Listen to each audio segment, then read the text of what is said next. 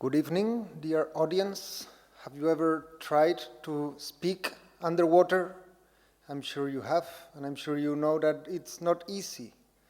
Our ears have evolved for air, but so has radio. So what am I doing here? What is he doing here? Get out. We want to listen to the performances, and so do I. But bear with me, please, for some minutes, because I want to explore how radio and sound have actually been very important in transforming maritime spaces and are still very important in transforming them. So, you know that oceans cover more or less 75% of the surface of the Earth, but you also know that we know very little about them. The question is, how do we know what we know? Which is the same as asking, how do we find things down there in the oceans, and how do we find our ways in the oceans? Imagine you are a captain of a submarine.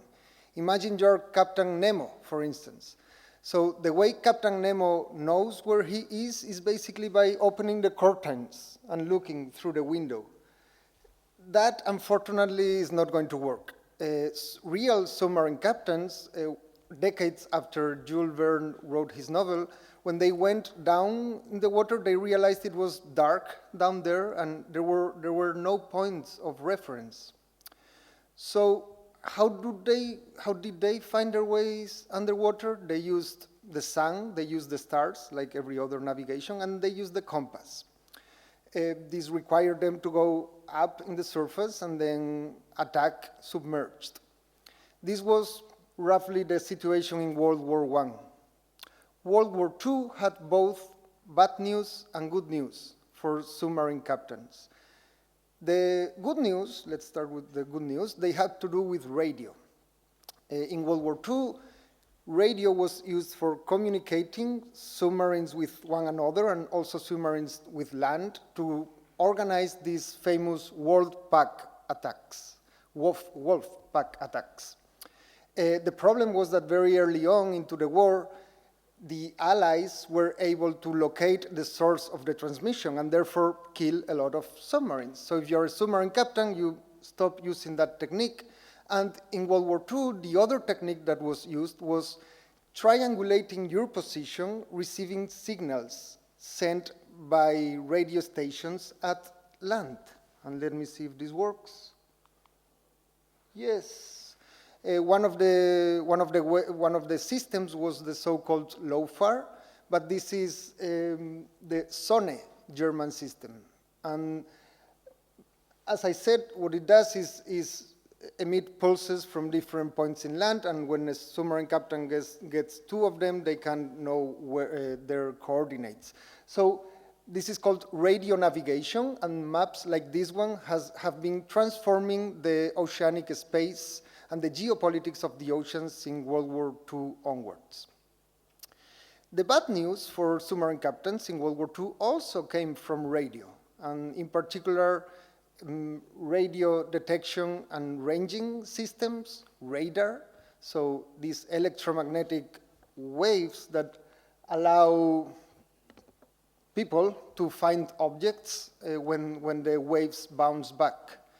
If the object that you find is a submarine, you can kill it. If you're a submarine captain, what do? You go underwater. So here we are again underwater. How do we find our way underwater? So radio doesn't work underwater. We know that. But sound works very well underwater. Water is a very good sound transmitter. So what people did was employ different ways of taking advantage of that situation. If you are able to turn a microphone into a hydrophone, so if you're able to develop an underwater microphone, then you will be receiving lots and lots of sounds down there and being able to interpret them. This is what hydrophones did, filtering sounds, making them audible, looking for frequencies, looking for directions. There were a myriad sounds down there. So this could be very useful, but also very confusing. Let's try to listen to the first sound, please.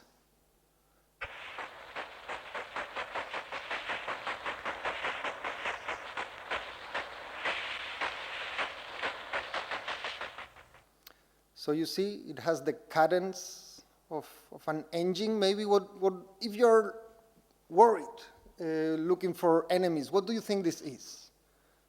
Any volunteer? It's an animal. Did you know that before? Yeah.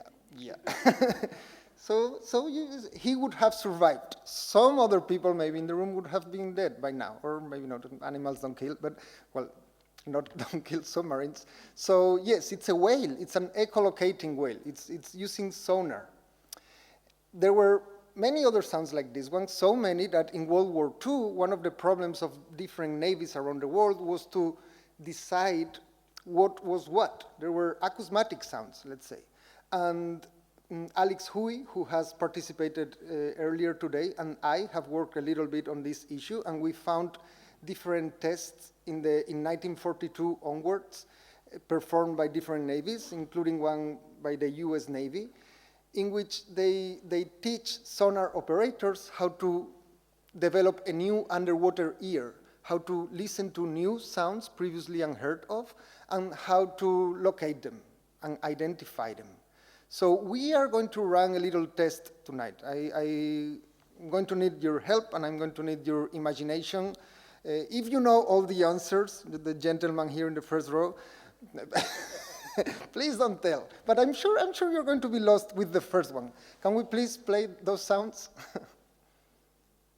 One of Series D16. The most important part of your job as operators of the expendable radiosonic buoy equipment is that you be able to recognize and interpret the sounds made by submarines maneuvering underwater.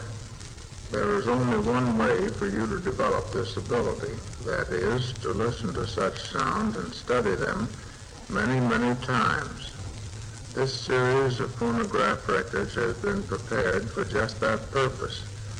Play them over and over until you become completely familiar with those particular sounds which mean a submarine. Water, you will recall, is a very good conductor of sound. As a result, it is never completely quiet underwater. Sorry about that, but it says, I don't know if you could hear it, that it's never quiet underwater, and that in order to recognize these sounds, you need to play them over and over. So I'm sorry we didn't have time to play them over and over, but we are going to try to recognize them. So it's 6 sounds, and we are going to see which is which. Please, the first sound.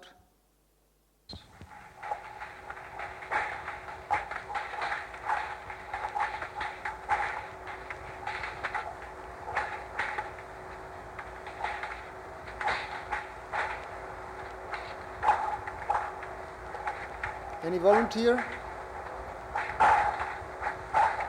What's that? Ice flow. Wow, this audience is amazing. Okay. Well done. Second sound, please.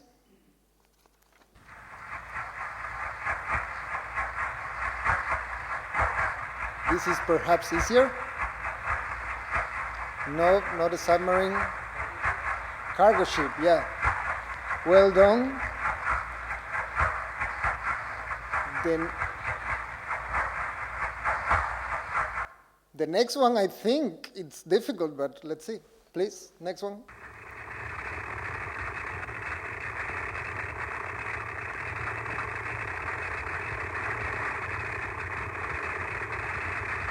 Snapping shrimp. Wow. Yes, so this is a bunch of shrimps doing this with their fingers, basically, which taking one by one is not too loud, but if you take a whole school, it can basically hide a submarine that you're looking for. So the next sound, although we already know this one, so if you can play it, yeah. This was, as you recall, the first one, so the sperm whale. Okay, next sound, please.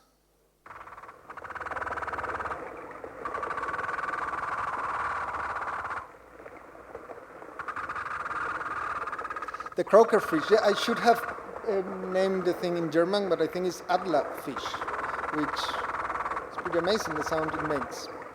Okay, and now the last sound, please.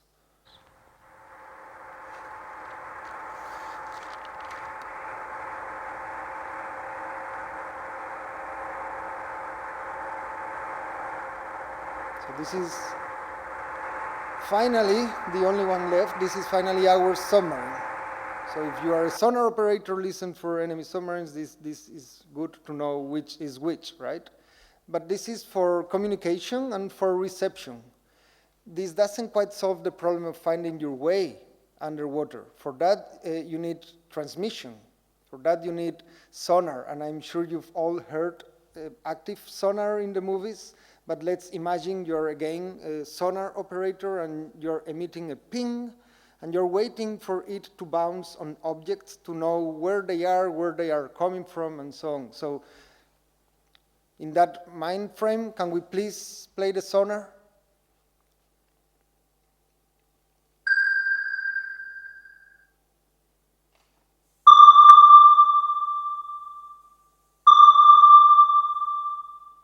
Okay, so there were two responses.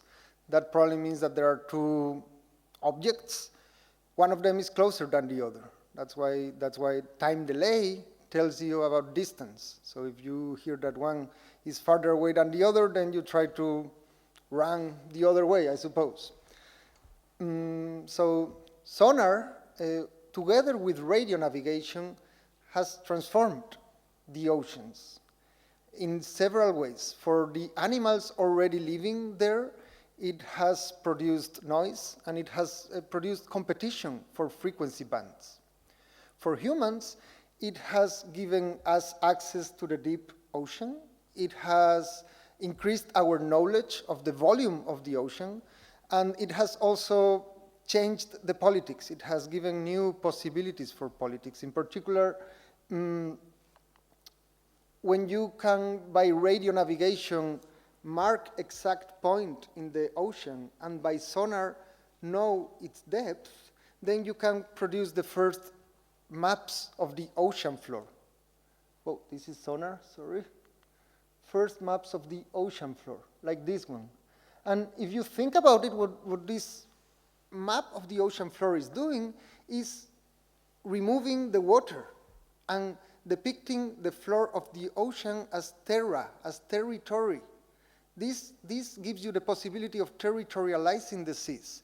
And for the last half of the 20th century, the seas have become sovereign territory. The sovereign territory has gone from 3 miles to 200 nautical miles. And because this kind of map also allows you to claim where your continental shelf ends and where it begins. It allows you to drill for oil, for instance, and you need to secure the territory in order to do that, and so many other things. But sonar and sound have not only given us information about the bottom of the ocean, it has also given us information about what is between the surface and the bottom.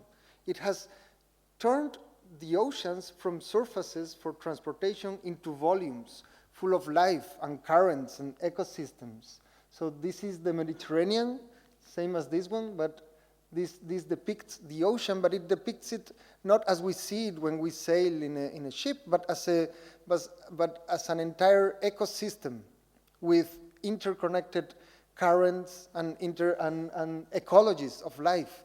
So basically, through sound, you can, because sound waves get scattered and their trajectories get deviated by different temperatures, by different currents, even by a school of fish, by plankton migrating day and night. You can learn a lot about the volume of the oceans, and that's a tool that scientists have developed in the last 70 years, more or less. So these two imaginations of the Mediterranean, for instance, as territory and as ecosystems, I think they are visible in the policies, in the conflicting policies that the EU, for instance, has today, nowadays, on the Mediterranean. On the one hand, the EU sees the Mediterranean as territory and as a place in which you can draw a line, draw a border between the north and the south, and the way you do that is technologically. You cannot put barbed wire in the ocean. You use radio, you use GPS, you use a bunch of different things that I'll talk a little bit about. For the other imagination of the ocean, this one, The marine ecosystem of the Mediterranean is fragile, is threatened by pollution, by global warming, and the goal is to preserve it. For that, you need to think about it as a whole, as an ecosystem, not as divided between north and south, but as integrated. Those two views of the European Union are conflicting, but they depend on the same network of sensors that are placed well above the sea in radars that are measuring level of the seas, that are through electromagnetic waves, they are detecting oil spills, they are detecting ships as they move, even with migrants.